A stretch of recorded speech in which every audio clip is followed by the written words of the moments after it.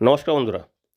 কেন্দ্র সরকারের পক্ষ থেকে তাদের সমস্ত সরকারি কর্মচারী এবং পেনশনারদের জন্য অষ্টম বেতন কমিশন ঘোষণা করা হয়েছে এবং গঠনও করা হয়েছে, যার চেয়ারম্যান হয়েছেন সুপ্রিম কোর্টের মাননীয় বিচারপতি শ্রী রঞ্জনা প্রকাশ দেশাই।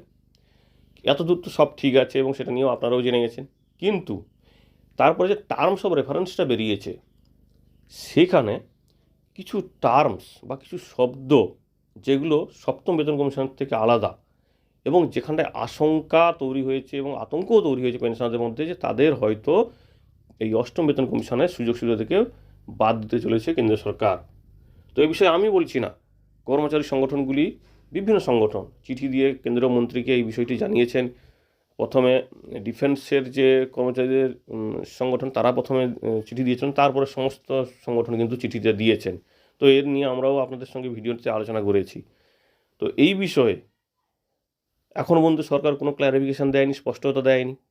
কিন্তু আপনারা জানেন এই মুহূর্তে 1 ডিসেম্বর থেকে সংসদের শীতকালীন অধিবেশন শুরু হয়েছে। তো এই যে আতঙ্কের বিষয়টি পেনশনারদের কাছে, এটা নিয়ে সরকারের কাছে স্পষ্টতা চেয়েছে সংগঠনগুলি, এবং তার পরিপ্রেক্ষিতে সরকার একটি দিন ধার্য করেছে যে এই বিষয়ে উত্তর দেবে, যে সংসদেই উত্তর দেবে যে কর্মচারী এবং পেনশনারদের জন্য অষ্টম বেতন কমিশন, বিশেষ করে পেনশনারদের কি বাদ দেওয়া হবে নাকি, সেই বিষয়ে স্পষ্টতা দেবে। তো বিষয়টা কি সেটা আমরা এই ভিডিওতে দেখে নেব। আশা করব ভিডিওটি শেষ পর্যন্ত দেখবেন, কারণ ভিডিওটি অবশ্যই পেনশনারদের জন্য গুরুত্বপূর্ণ হতে চলেছে। দেখুন, অষ্টম বেতন কমিশনের যে শর্তাবলী নিয়ে যে উদ্বেগ, কি যে কেন্দ্রীয় সরকারি কর্মচারী এবং পেনশনভোগীরা অষ্টম কেন্দ্রীয় বেতন কমিশনের জন্য সম্প্রতি অবহিত যে শর্তাবলী বা টার্মস অফ রেফারেন্স, বা যেটাকে TOR বলা হয়, কিছু গুরুত্বপূর্ণ অসঙ্গতি তারা নিয়ে উদ্বিগ্ন হয়েছেন। অনেক কর্মচারী ইউনিয়ন সরকারকে চিঠি দিয়ে জানিয়েছেন যে কীভাবে অষ্টম বেতন কমিশনের শর্তাবলী কিছু গুরুত্বপূর্ণ বিধান স্পষ্টতার ক্ষেত্রে কিন্তু পূর্ববর্তী যে অষ্টম বেতন কমিশনগুলো ছিল, ষষ্ঠ এবং সপ্তম, সেখান থেকে বিচ্যুত হয়েছে। বিভিন্ন শ্রমিক ইউনিয়ন কেন্দ্রীয় সরকার কেন্দ্রীয় কর্মচারীদের প্রতিনিধিদের কিছু বিষয় আপত্তি রয়েছে, যার মধ্যে রয়েছে অন্যতম বেতন সংশোধন বাদ দেওয়া, পেনশন, NPS, UPS, DA বকেয়া, সহানুভূতিশীল নিয়োগ অর্থাৎ কম্প্যাশনেট নিয়োগ, এবং ট্রেড ইউনিয়নের অধিকারের বিষয়ে স্পষ্টতা কিন্তু টার্মস অফ রেফারেন্সে অনুপস্থিত। এখন যেহেতু আপনারা জানেন সংসদের শীতকালীন অধিবেশন শুরু হচ্ছে 1 ডিসেম্বর থেকে, কর্মচারী এবং পেনশনভোগীরা অধীর আগ্রহে অপেক্ষা করছেন যে সরকারের কাছ থেকে কিছু স্পষ্টতা পাওয়া যাবে। অনেকে লোকসভা এবং রাজ্যসভার সংসদে জিজ্ঞাসা করা প্রশ্নগুলির মাধ্যমে এই বিষয়টি কিন্তু আগামী সপ্তাহে উঠতে চলেছে। তো এখানে দেখুন কারা কোশ্চেনটা করেছেন। জাভেদ আলী খান এবং শ্রী রামজিলাল সুমন। তো ইনারা কোন দলের সাংসদ আমি জানি না, এটা রাজ্যসভাতেই কিন্তু কোশ্চেনটা অ্যারাইজ হয়েছে, এবং যার উত্তর দেওয়ার ডেট ঠিক হয়েছে 2 ডিসেম্বর 2025। কিন্তু কোশ্চেনটা কী দেখুন, প্রথমে বলা হয়েছে এতে যে সরকার যে নোটিফিকেশান দিয়েছে অষ্টম বেতন কমিশনের, সেটা যে টার্মস অফ রেফারেন্সের ডিটেলসটা কি এখনও প্রকাশ করা হয়েছে, যদি হয়নি তো কেন হয়নি। দ্বিতীয়ত যেটা বলছে যে সরকার DA এবং DR কি বেসিক বেতন এবং বেসিক পেনশনের সঙ্গে কি মার্চ করতে চলেছে, যদি না করে কি কারণে করবে না, সেটার ব্যাখ্যাও চাওয়া হয়েছে। এবং তারপর শেষে বলা হয়েছে whether revision of pension of central government employees is not proposed under 8 CPC reasons therefore, অর্থাৎ অষ্টম বেতন কমিশন থেকে কি পেনশনারদের বাদ দেওয়া হচ্ছে, যদি হয় তার কারণ ব্যাখ্যা করার কথা বলা হয়েছে। এই 3টা কোশ্চেন করেছেন এই দুজন সাংসদ, এছাড়া অন্যান্য সাংসদরা করেছিল, কিন্তু এনাদের দুজনের নামই এসছে এই প্রশ্ন উত্তরের লিস্টে, এবং সেটা 2 ডিসেম্বর কিন্তু উত্তর দেওয়ার ডেট ঠিক হয়েছে। কারণ এই প্রশ্নটি কী কারণে আসছে, কারণ আপনারা জানেন তাৎক্ষণিক যে ত্রাণ যেটাকে বলা হয়, যে মূল্যবৃদ্ধি থেকে অব্যাহতি করার জন্য যে DA দেওয়া হয় এবং DR দেওয়া হয়, তো সেটা সরকারের কাছে নাকি আর্থিক চাপ তৈরি হচ্ছে, মুদ্রাস্ফীতি তীব্রভাবে বৃদ্ধি পাচ্ছে, এবং DA এবং DR ইতিমধ্যে কিন্তু একত্রীভূত যে সীমা, অর্থাৎ যেটাকে 50% বলা হয়, 50% সীমা অতিক্রম করেছে। তাই কর্মচারীরা এই বিষয়ে অর্থ মন্ত্রণালয়ের অবস্থান চাইছে বা স্পষ্ট চাইছে যে এটা কি বেসিকের সঙ্গে যুক্ত হবে নাকি।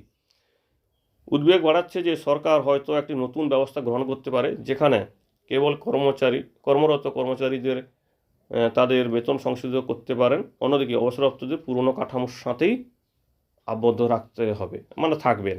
এই বিষয়টি কর্মচারী সংগঠনগুলি আশঙ্কা করছেন।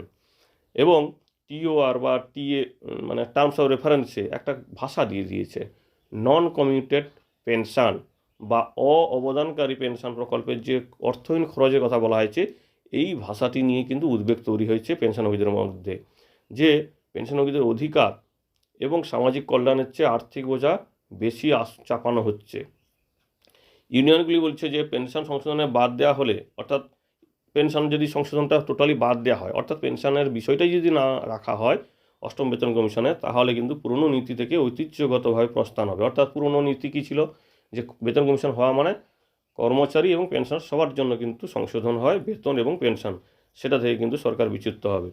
অনেকেই সতর্ক করেছেন, সরকার যদি এই বাদ পড়ার প্রক্রিয়াটি নিশ্চিত করে তাহলে অবসরপ্রাপ্ত কর্মীদের পেনশন বিপজ্জনকভাবে পিছিয়ে যাবে, কারণ পেনশন তাদের অনেক কম হবে মূল্যবৃদ্ধি যে হারে বাড়ছে। শীতকালীন অধিবেশনে চলছে এবং কর্মচারী সংগঠনের আশঙ্কা সত্য হলে আন্দোলনের প্রস্তুতি নিচ্ছে। অর্থাৎ যদি 2 তারিখে যদি সরকার এই বিষয়ে স্পষ্ট দিয়ে দেয় যে হ্যাঁ পেনশন বা পেনশনারদের এই বিষয়ে কোনো সংশোধন হবে না, তাহলে কিন্তু তারা দেশ জুড়ে আন্দোলনের প্রস্তুতি নিচ্ছে। 2রা ডিসেম্বর অর্থ মন্ত্রকের পক্ষ থেকে এটা উত্তর দেওয়া হবে।